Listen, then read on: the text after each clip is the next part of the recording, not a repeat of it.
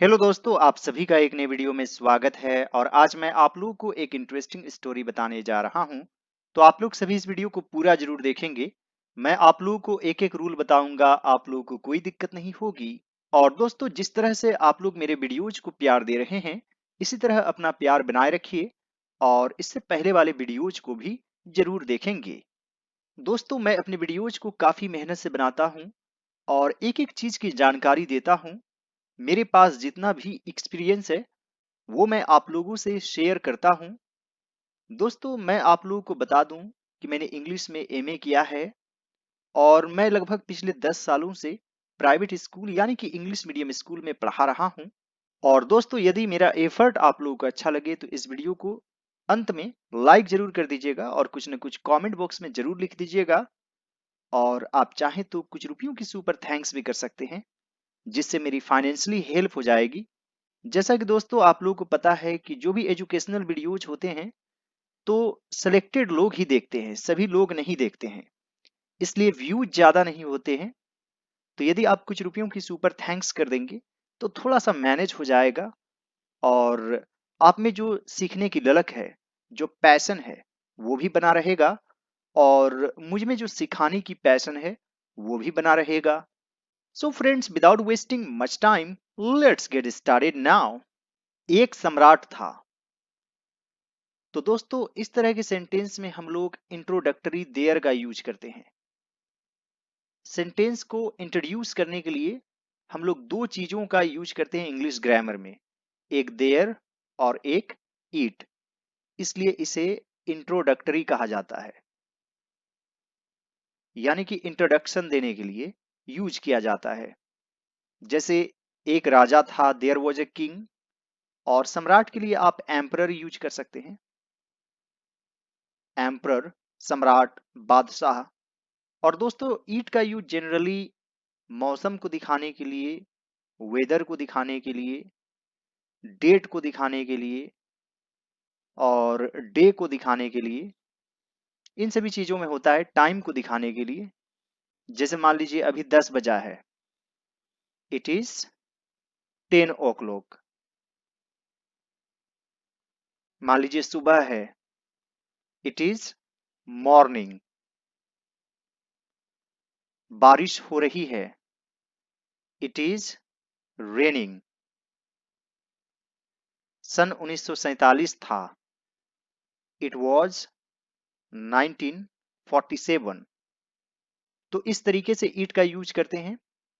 और देयर का यूज कब करते हैं? जब सब्जेक्ट नहीं मिलता है। जैसे मान लीजिए एक लड़का है, तो इज अ बॉय लिखेंगे तो गलत हो जाएगा। यहाँ पर कुछ न कुछ सेंटेंस को इंट्रोड्यूस करने के लिए इंट्रोडक्टरी का यूज करना पड़ेगा। तो यहाँ पर हम लोग देयर का यूज करेंगे। There is a boy. मान लीजिए स्कूल में 1000 बच्चे हैं, तो इस तरह के सेंटेंस को भी देयर से शुरू करते हैं।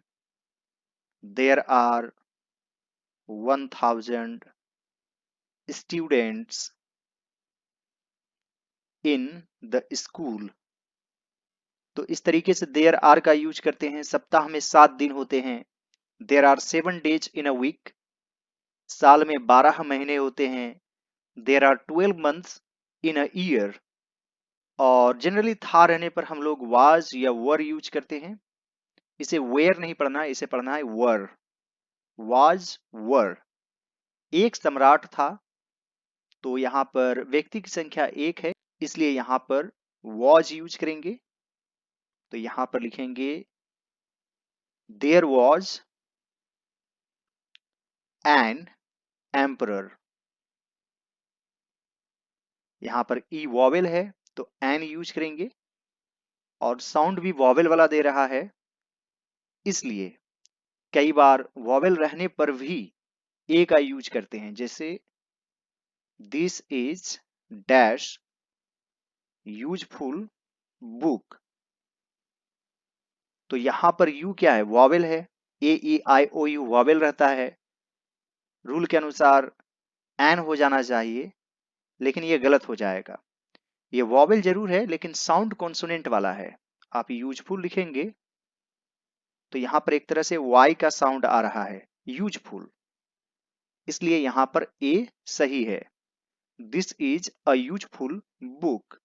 उसी प्रकार कुछ ऐसे सेंटेंस है जिसमें कॉन्सोनेंट से शुरू होता है लेकिन एन यूज करते हैं। जैसे मान लीजिए ही इज डैश MLA, वह एक MLA है। अब देखिए यहाँ पर एम क्या है, कॉन्सोनेंट है लेकिन इसका साउंड ए से शुरू हो रहा है, MLA, तो यहाँ पर क्या हो जाएगा, एन, हालांकि ये कॉन्सोनेंट है। So the use of a and an is determined by its sound, whether it is giving the sound of consonant और वॉवेल। तो दोस्तों खास तौर से छोटे बच्चे इस चीज को लेकर कंफ्यूज हो जाते हैं। उन्हें बचपन में सिखा दिया जाता है कि AEI OU रहने पर आपको एन यूज कर देना है। लेकिन दोस्तों जब मैं स्कूल में भी बताता हूं तो कई बच्चे कंफ्यूज हो जाते हैं, हालांकि सीनियर क्लासेस में समझ जाते हैं और उम्मीद करता हूं कि आप लोग भी समझ गए होंगे। मैं उन्हें डायरेक्टली बता देता हूं कि हिंदी से लिख कर देखो, और हिंदी में यदि स्वर वर्ण से शुरू हो तो आप एन यूज कर दीजिए, और यदि हिंदी में व्यंजन वर्ण से शुरू हो तो आप ए यूज कर दीजिए। दोस्तों आप लोग सभी इस वीडियो को पूरा जरूर देखेंगे। एक बार उसने प्रसिद्ध ज्योतिषी को अपने दरबार में बुलाया। तो दोस्तों सबसे पहले यह किस टेंस में है, सिंपल पास्ट टेंस। जैसे वह गया, ही वेंट, उसने खाया, ही एट, यानी कि subject plus verb two plus object. तो सिंपल पास्ट टेंस को लिखने के लिए वर्ब टू का नॉलेज होना जरूरी है। वर्ब टू यानी कि past form of the verb, जैसे गो, वेंट, गोन। तो इंग्लिश में तो एक अकेला वर्ब नहीं है, उसने देखा, तो इसके लिए लिखेंगे ही सॉ। तो दोस्तों यहां पर सॉ, SAW, सॉ, सी से बना है, सी, सॉ, सीन, कम किम कम, रन रैन रन, सिंग सैंग संग। इस तरह से बहुत सारे वर्ब हैं, drink drank drunk, swim swam swum, drive drove driven, rise rose risen, bring brought brought, buy bought bought, fight fought fought, teach taught taught, catch caught caught. तो इस तरीके से आपको वर्ब फॉर्म्स याद करने ही होंगे। मैं भी स्कूल में अपने स्टूडेंट को डेली कुछ न कुछ वर्ब फॉर्म्स पूछता रहता हूँ। तो दोस्तों आज मैं आप लोगों को एक वर्ब फॉर्म पूछता हूँ, आप लोग कमेंट बॉक्स में आंसर जरूर लिखिएगा। दोस्तों आप लोग खुद को एक तरह से स्टूडेंट ही समझिए। तो आज के लिए मैं आपको एक वर्ब देता हूँ, फीड। फीड का वर्ब फॉर्म आप लोग कमेंट बॉक्स में लिखिए। फीड का अर्थ होता है खिलाना, जैसे एक माँ अपने बेबी को खिलाती है, a mother feeds a baby. और दोस्तों यहाँ पर है ज्योतिषी, इसे इंग्लिश में कहेंगे एस्ट्रोलॉजर। और बुलाना की इंग्लिश होती है कॉल, तो कॉल से कॉल्ड हो जाएगा वर्ब टू। किसने बुलाया, उसने, यानी कि ही, यह क्या है, सब्जेक्ट। एक बार यानी कि once, once he called an astrologer, अपने दरबार में, to his court. Once he called an astrologer to his court. ज्योतिषी अचूक भविष्यवाणी करने के लिए मशहूर था। अचूक यानी कि एक्यूरेट, भविष्यवाणी यानी कि प्रिडिक्शंस, आप प्रिडिक्शन भी लिख सकते हैं। मशहूर था यानी कि वॉज फेमस, तो यहां पर लिखेंगे दी एस्ट्रोलॉजर। यहां पर ए वॉवेल है तो इसे दी पढ़ेंगे। The astrologer was famous for making accurate predictions. The astrologer was famous for making accurate predictions. सम्राट ने बड़े सम्मान से उसका स्वागत किया और उसे ऊंचे आसन पर बिठाया। तो दोस्तों यह भी है सिंपल पास्ट टेंस, यानी कि subject plus verb two plus object. अब दोस्तों यहां पर है बिठाया। यह एक तरह से कॉजेटिव वर्ब है, यानी कि काम दूसरे के द्वारा किया जाता है। जैसे उसने मुझे रुलाया, ही मेड मी क्राई। इस तरह के सेंटेंस में आप मेक वर्ब का यूज कर सकते हैं। तो उसने मुझे बिठाया, ही मेड मी सीट। तो सम्राट ने बड़े सम्मान से उसका स्वागत किया। The emperor welcomed him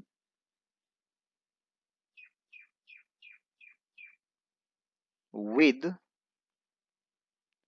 great respect. और उसे ऊंचे आसन पर बिठाया। And made him sit on a high seat. दोस्तों यह सीट एक तरह से नाउन है, वर्ब भी होता है। बी सीटेड का भी हम लोग यूज करते हैं इस तरीके से, बैठ जाइए, बी सीटेड। जैसे बैठने के लिए जो सामान होता है तो उसे सीट कहते हैं। और यह सीट वर्ब, इसका वर्ब फॉर्म होता है sat sat. The emperor welcomed him with great respect and made him sit on a high seat. फिर सम्राट ने उसे जन्म कुंडली दी और कहा, पंडित जी कृपया मेरी जन्म कुंडली पढ़कर मेरा भविष्य बताइए। दोस्तों जन्म कुंडली को आप होरोस्कोप कह सकते हैं, और सिंपल वर्ड में आप बर्थ चार्ट कह सकते हैं। तो यहां पर है जन्म कुंडली दी और कहा, यानी कि सिंपल पास्ट टेंस। सबसे पहले सब्जेक्ट, फिर वर्ब टू और फिर ऑब्जेक्ट, फिर यानी कि देन। तो यहां पर लिखेंगे then the emperor gave him the horoscope, या फिर birth chart, and said. Pandit ji, तो यहां पर आप पंडित जी भी लिख सकते हैं। कृपया मेरी जन्म कुंडली पढ़कर मेरा भविष्य बताइए। Please read my horoscope and tell me about my future. Then the emperor gave him the horoscope and said, Pandit ji, please read my horoscope and tell me about my future. ज्योतिषी ने बड़ी सावधानी से सम्राट की कुंडली का अध्ययन किया। अध्ययन करना यानी कि स्टडी, और बड़ी सावधानी से यानी कि वेरी केयरफुली। तो यहां पर केयरफुली क्या है? एडवर्ब। जो वर्ब की विशेषता बतलाता है उसे एडवर्ब कहते हैं, क्रिया विशेषण। तो यहां पर लिखेंगे दी astrologer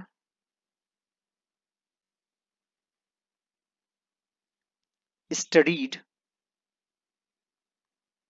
the emperor's horoscope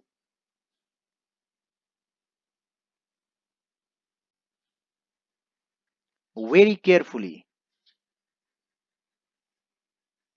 The astrologer studied the emperor's horoscope very carefully. फिर उसने कहा, महाराज आपके गृह ही आपका भविष्य बता रहे हैं, वही मैं आपको बताऊंगा, मैं काल्पनिक कहानियां नहीं कहता। फिर उसने कहा, महाराज आपके गृह ही आपका भविष्य बता रहे हैं, वही मैं आपको बताऊंगा, मैं काल्पनिक कहानियां नहीं कहता। Then he said, Your Majesty,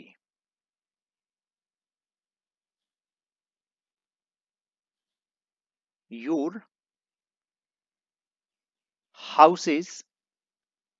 दोस्तों यहां पर कोई एक टर्म है गृह दशा या कुछ, आर टेलिंग योर फ्यूचर। वही मैं आपको बताऊंगा। यह किस टेंस में है? Simple future tense. इसमें सबसे पहले सब्जेक्ट फिर विल का यूज करते हैं, फिर वर्ब वन फिर ऑब्जेक्ट। आजकल ज्यादातर विल का ही यूज करते हैं, हालांकि आई और वी यानी फर्स्ट पर्सन के साथ शैल का यूज किया जाता है, लेकिन मॉडर्न ग्रामर में विल का यूज भी एक्सेप्टेबल है। वही यानी दिस इज व्हाट, या फिर आप दैट का भी यूज कर सकते हैं। That is what I will tell you. मैं काल्पनिक कहानियां नहीं कहता। I don't tell imaginary stories. Then he said, Your Majesty, your houses are telling your future. That is what I will tell you. I don't tell imaginary stories. सम्राट ने कहा, समझ गया आप क्या कहना चाहते हैं। आप निर्भीक होकर मेरा भविष्य बताइए। निर्भीक यानी कि बिना डरे हुए। तो इसके लिए आप बोल्डली का यूज कर सकते हैं, फियरलेसली का यूज कर सकते हैं। तो यहां पर लिखेंगे दी एम्परर सेड। समझ गया आप क्या कहना चाहते हैं। I understand what you want to से।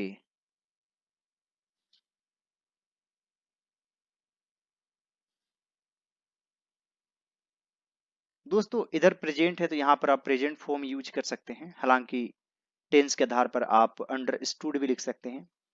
समझ गया एक तरह से पास्ट में चला जाता है। The emperor said, I understand what you want to say. आप निर्भीक होकर मेरा भविष्य बताइए। You tell my future boldly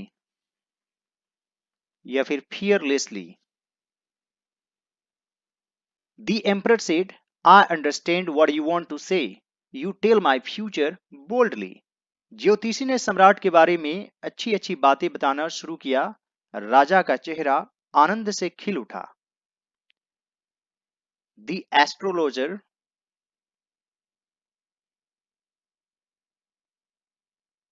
started telling, यानी कि बताना शुरू किया अच्छी अच्छी बातें, गुड थिंग्स सम्राट के बारे में, अबाउट द एम्परर। राजा का चेहरा आनंद से खिल उठा।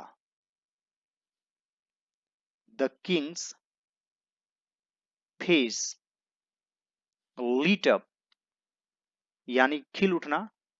लीट लाइट से बनता है, लाइट का वर्ब फॉर्म होता है lit. Lit. The king's face lit up, आनंद से, with joy. The astrologer started telling good things about the emperor. The king's face lit up with joy. भविष्य के बारे में अच्छी अच्छी बातें सुनकर उसे बहुत खुशी हुई। He was very happy to hear good things about the future. He was very happy to hear good things about the future. फिर ज्योतिषी ने राजा की दुर्भाग्यपूर्ण घटनाओं के बारे में बताना शुरू किया। तो यह भी है सिंपल पास्ट टेंस। शुरू किया यानी कि स्टार्टेड, और स्टार्ट के बाद हमेशा वर्ब में आईएनजी फॉर्म यूज करते हैं। He started laughing, he started crying. फिर ज्योतिषी ने, then the astrologer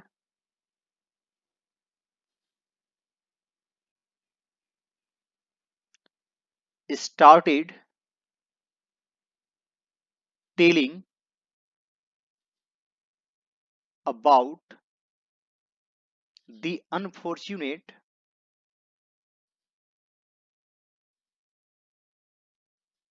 incidents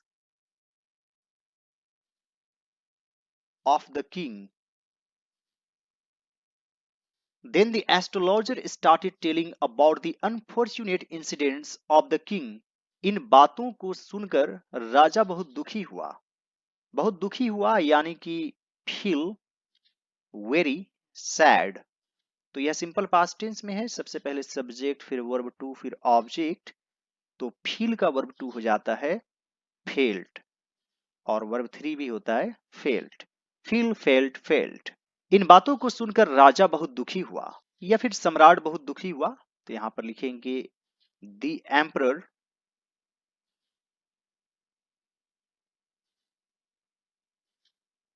felt very sad. इन बातों को सुनकर, hearing these things, the emperor felt very sad hearing these things। एक बार तो उसके मन में इतनी ठेस लगी कि उसने गुस्से में आकर कहा, बंद करो अपनी ये वाहियात बातें। एक बार तो उसके मन में इतनी ठेस लगी। Once he felt so hurt that he said angrily।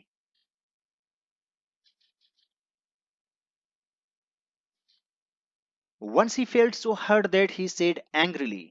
बंद करो अपनी ये वाहियात बातें। तो यहां पर लिखेंगे stop your nonsense. Once he felt so hurt that he said angrily, "Stop your nonsense." अब मुझे सिर्फ यह बताओ कि तुम्हारे ग्रहों की सूचना के अनुसार तुम्हारी मौत कब होने वाली है। तो यहां पर लिखेंगे Now just tell me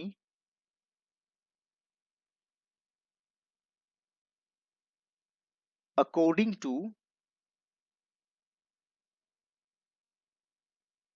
the information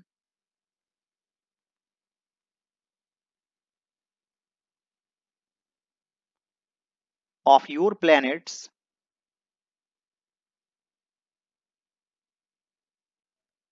when you are going to die. Now just tell me according to the information of your planets when you are going to die. चतुर ज्योतिषी समझ गया कि सम्राट का आशय क्या है। The clever astrologer understood यानी समझ गया, simple past tense, what the emperor meant यानी कि उसका मतलब क्या था। The clever astrologer understood what the emperor meant।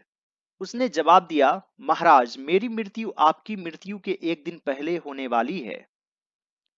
He replied,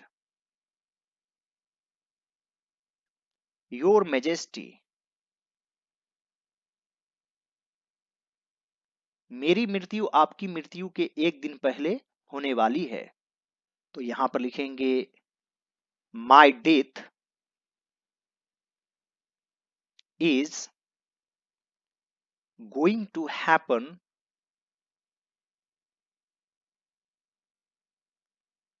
a day before your death। He replied, Your Majesty, my death is going to happen a day before your death। सम्राट बहुत गुस्से में था, वह ज्योतिषी को मृत्यु दंड देने वाला था। तो यहां पर लिखेंगे The emperor was very angry। वह ज्योतिषी को मृत्यु दंड देने वाला था। जैसे मैं जाने वाला था, I was about to go. और कभी कभी गोइंग टू का भी यूज करते हैं। जैसे वह एक कार खरीदने वाला था, he was going to buy a car. तो यहाँ पर आप दोनों तरीके से लिख सकते हैं, जैसे he was going to give him death sentence, या he was about to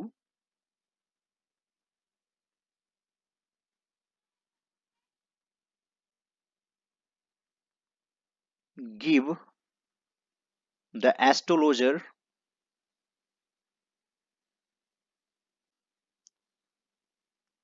death sentence. Sentence का अर्थ मृत्यु दंड भी होता है, वाक्य भी होता है। The emperor was very angry, he was about to give the astrologer death sentence. पर उसने ज्योतिषी के मुख से अपनी मौत की भविष्यवाणी सुनकर अपना इरादा बदल दिया। तो यह भी है सिंपल पास्ट टेंस में इरादा बदल लेना, यानी कि चेंज somebody's माइंड। जैसे मैंने अपना इरादा बदल लिया, आई चेंज्ड माई माइंड। तो यहां पर बदलता रहेगा, कभी माई कभी हीज। तो यहां पर लिखेंगे but he changed his mind. ज्योतिषी के मुख से अपनी मौत की भविष्यवाणी सुनकर, after hearing the prediction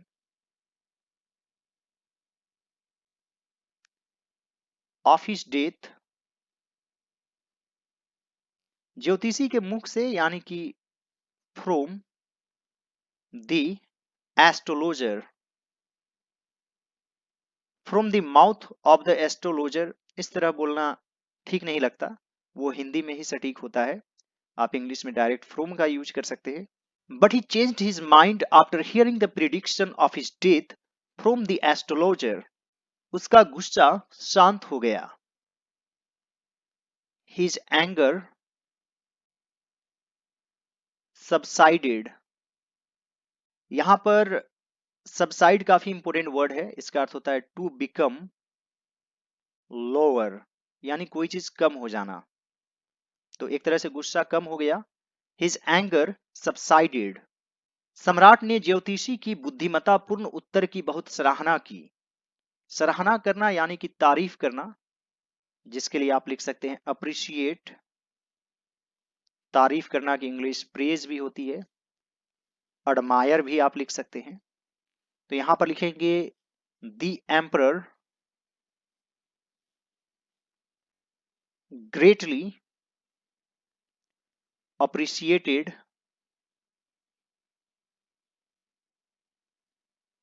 the wise answer